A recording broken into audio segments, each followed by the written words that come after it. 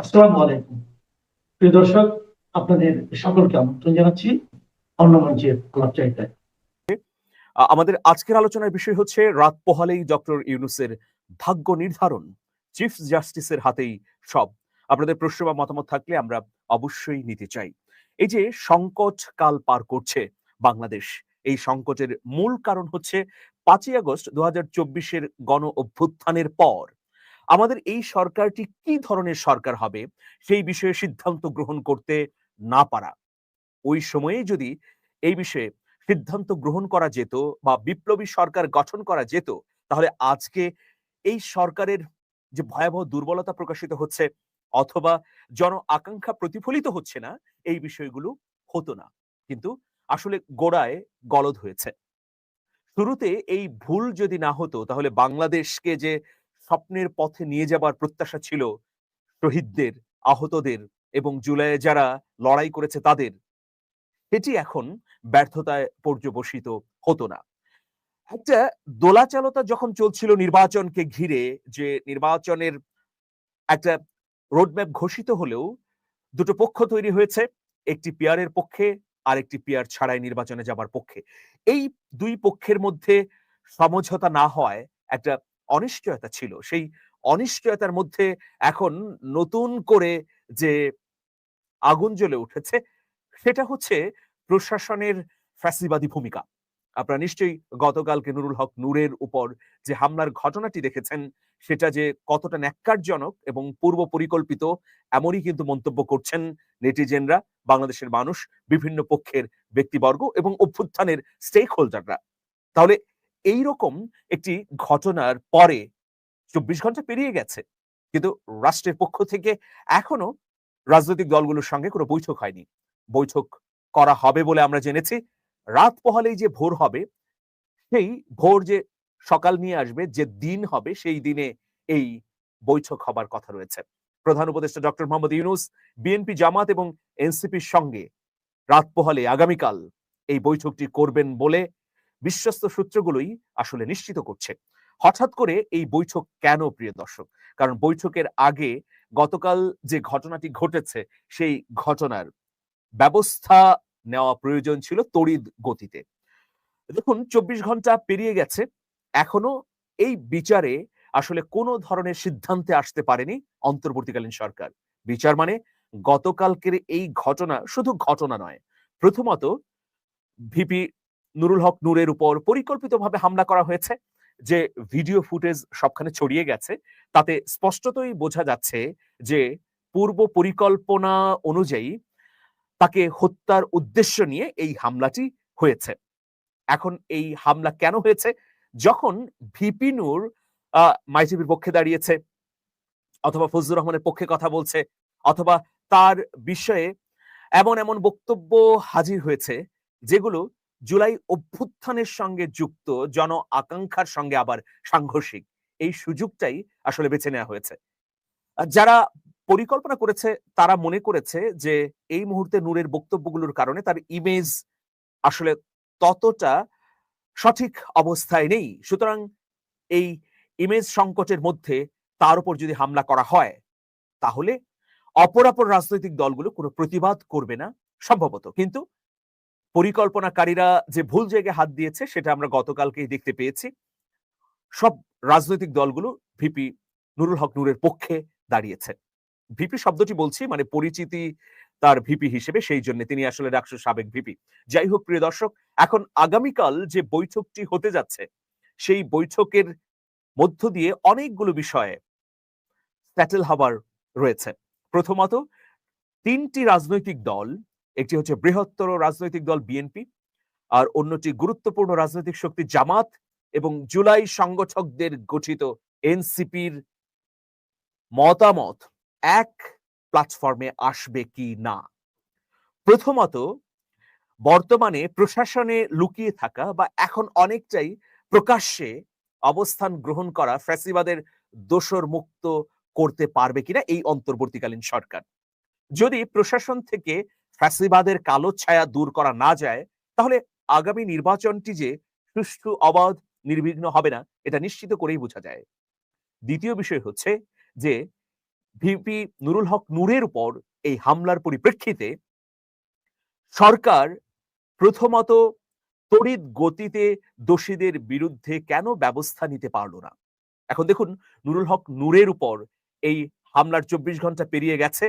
এখনো তো একজনও গ্রেফতার হয়নি। এখনো পুলিশের পক্ষ থেকে কোন ধরনের স্পষ্ট বিবৃতি দেওয়া হয়নি। তার মানে পুলিশের মধ্যে যে একটা ভয়াবহ অস্থিরতা চলছে সেটাও স্পষ্ট হয়ে গেছে। তাহলে ডক্টর মোহাম্মদ ইউনূসের সামনে কি বিষয় থাকছে আগামীকালকে? প্রথমত, রাজনৈতিক দলগুলোর অনৈক্য। রাজনৈতিক দলগুলো যদি আগামীকালের বৈঠকের মধ্য দিয়ে ডক্টর মোহাম্মদ ইউনূসকে আশ্বস্ত করতে না পারেন যে আমরা নির্বাচন নিয়ে নিজেরাই একটা ঐক্যমত্যে পৌঁছবো, তাহলে তিনি হতাশ হবেন। দ্বিতীয়ত, প্রশাসনের ভেতর থেকে এখন পর্যন্ত বিশেষ করে স্বরাষ্ট্র মন্ত্রণালয় বা স্বরাষ্ট্র মন্ত্রণালয়ের অধীনস্থ পুলিশ বাহিনী, পুলিশ কর্তৃপক্ষের জায়গা থেকে এখন পর্যন্ত গতকালকের ঘটনার কোনো স্পষ্ট ধারণা দেওয়া হয়নি। দোষীরা কিভাবে চিহ্নিত হবে সেই বিষয়ে আমরা জানি না। শুধু আমরা জেনেছি যে একটি বিচার বিভাগীয় তদন্ত হবে। কিন্তু বিচার বিভাগীয় তদন্ত কবে হবে, কখন হবে, কতদিনের মধ্যে এই তদন্ত শেষ হবে, এইসব বিভাগীয় তদন্ত আমরা এর আগেও দেখেছি। এর মধ্য দিয়ে প্রকৃত দোষীদের আসলে বিচারের আওতায় আনা যায়নি বা দৃশ্যমান হয়নি। তাহলে আগামীকালকেই আসলে স্পষ্ট হয়ে যাবে ডক্টর মোহাম্মদ ইউনূসের ক্ষমতা থাকার যে রাজনৈতিক এবং জন আকাঙ্ক্ষার ভিত্তি সেটা কতটা শক্ত বা মজবুত। এই যে হচ্ছে প্রিয় দর্শক একটি বিষয়। কিন্তু এই বিষয়ের বাইরেও আরেকটি গুরুত্বপূর্ণ বিষয় রয়েছে যে ডক্টর মোহাম্মদ ইউনূসের সামনে যখন এইরকম অনেকগুলো অনিশ্চয়তা রয়েছে, তখন এই জাতিকে সঠিক পথে নিয়ে যাবার জন্য একজন ব্যক্তি রয়েছেন, তিনি হচ্ছেন প্রধান বিচারপতি সৈয়দ রেফাত আহমেদ। তিনি যদি উদ্যোগী হন তাহলে অনেক কিছুর সমাধান হয়ে যেতে পারে। ঢাকা বিশ্ববিদ্যালয়ের শিক্ষক অধ্যাপক শাহিদুজ্জামান তিনি কদিন আগে একটা কথা বলেছেন যে এই যে চুপ্পুকে অপসারণ নিয়ে নানা ধরনের আলোচনা সমালোচনা বিতর্ক, তাকে অপসারণের জন্য কোন রাজনৈতিক দল অনীহা প্রদর্শন করছে, আবার কেউ সরানোর ব্যাপারে একাট্টা। এখন এই বিষয়ের সমাধান কিভাবে হতে পারে, বা বর্তমান প্রেসিডেন্ট শাহাবুদ্দিন চুপ্পু তিনি এই রাষ্ট্রের জন্য বা এই সরকারের জন্য কতটা বিপজ্জনক, এটা নিয়েও একটা শঙ্কা বা আশঙ্কা রয়েছে প্রিয় দর্শক। এরকম পরিপ্রেক্ষিতে আবার আমাদের সামনে এসেছে জুলাই সনদের আইনগত ভিত্তি। আসলে জুলাই সনদের আইনগত ভিত্তি যদি না দেওয়া যায়, তাহলে রাজনৈতিক সরকার এসে এই সনদটি যে বাস্তবায়ন করবে না, এটা নিয়েও একটা ভয়াবহ আশঙ্কা এবং অস্বস্তি রয়েছে সবার মধ্যে। কারণ আমরা বিগত সময়ের ইতিহাসে যদি চোখ রাখি, কি দেখব যে অনেকগুলো বিষয় আসলে আর সমাধান হয়নি, রাজনৈতিক সরকার এসে সমাধান করেনি। আমরা যদি বলি যে ৭৫ সাল পর্যন্ত ৭২ থেকে ৭৫ এই সময়ের মধ্যে জাসদের ৩০,০০০ রাজনৈতিক নেতাকর্মী হত্যাকাণ্ডের শিকার হয়েছে। ১৯৭৯ সালের যে নির্বাচন হয় সেই নির্বাচনে বিএনপির ইশতেহারে এই প্রতিশ্রুতি দেয়া ছিল যে জাসদের ৩০,০০০ নেতাকর্মী হত্যার বিচার করা হবে। কিন্তু অত্যন্ত পরিতাপের বিষয় যে ১৯৮১ সালে শহীদ হলেন প্রেসিডেন্ট জিয়াউর রহমান। এই যে দেখুন, এই ইশতেহারটি কিন্তু অবাস্তবায়িত অবস্থায় পড়ে থাকলো। আজকে বহু বছর পেরিয়ে গেছে, ৫০ বছর পর আমরা যদি প্রশ্ন করি ৩০,০০০ জাসদ নেতাকর্মীর বিচার কি হয়েছে? হয়নি। ওই যে রাজনীতিতে একটা কথা আছে যে রাজনীতিতে শেষ কথা বলে কিছু নেই। আজকে যিনি শত্রু কালকে আপনার পরম বন্ধু হয়ে যেতে পারে। দেখুন, যে জাসদের ৩০,০০০ নেতাকর্মীকে হত্যা করার অভিযোগ আওয়ামী লীগের বিরুদ্ধে, সেই আওয়ামী লীগের সরকারেই জাসদ অংশগ্রহণ করলো এবং জাসদের পক্ষ থেকে হাসানুল হক ইনু মন্ত্রী পর্যন্ত হলেন। তাহলে যারা জীবন দিল ৩০,০০০ এই মানুষ, তাদের রক্তের তো কোনো বিচারই হলো না। আবার দেখুন ৯০-এর গণঅভ্যুত্থানের পরে ৩৫০'রও বেশি মানুষ হত্যার শিকার হয়েছিলেন সেই গণ অভ্যুত্থানের বিভিন্ন পর্যায়ের আন্দোলনে। কিন্তু কোন ধরনের বিচার আর হয়নি। শুধু তাই নয়, রাজনৈতিক দলগুলো যে ঐক্য তৈরি করেছিল একটা সনদের মধ্য দিয়ে, সেটাও ৫ বছর পেরোতে না পেরোতেই ভুলে গেল। একবার আওয়ামী লীগ, একবার বিএনপি, একবার জামাত, সবাই মিলে কিন্তু জাতীয় পার্টির সঙ্গে সখ্যতা করলো আবার। তাহলে প্রিয় দর্শক, কি হলো? সুতরাং অনেকে মনে করছেন যে অন্তত জুলাই সনদের আইনগত ভিত্তি দিতে হবে।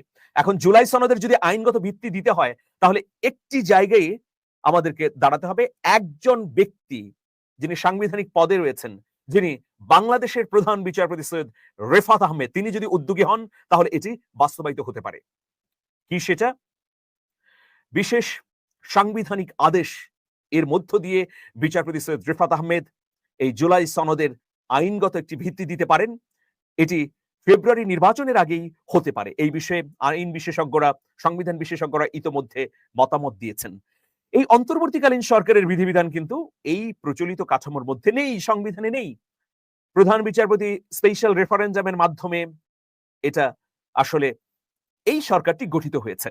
তো সুতরাং এই প্রধান বিচারপতি যদি এই সামনের সংকটগুলো নিরসনের জন্য উদ্যোগী ভূমিকা গ্রহণ করেন, তাহলে অনেক কিছুর সমাধান হয়ে যেতে পারে।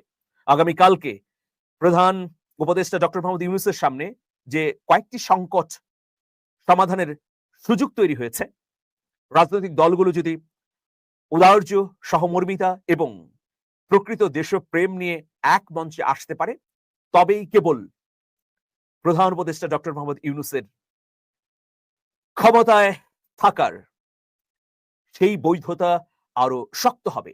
নইলে যে টালমাটাল অবস্থা তৈরি হয়েছে, সেটি আরো ভয়াবহ দিকে যাবে। এই ধরনের ঘটনা, মানে নূরের উপর হামলার ঘটনার মতো আরো অনেক অনেক ঘটনা তৈরি হবে। এইসব ঘটনার মধ্য দিয়ে বাংলাদেশকে একটি অন্ধকার পথে নিয়ে যাওয়া হবে। প্রিয় দর্শক, যারা দেখছেন তারা মিশরের বিপ্লবটি একটু স্টাডি করতে পারেন। মিশরের যে গণ অভ্যুত্থান হয়েছিল 2010 সালে, সেই গণ অভ্যুত্থান টিকে ছিল মাত্র 1 বছর। বাংলাদেশও কি সেই পথে পা বাড়াচ্ছে?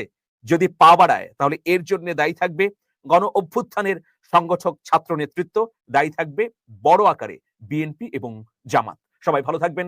শুভেচ্ছা নিরন্তর। আল্লাহ হাফেজ।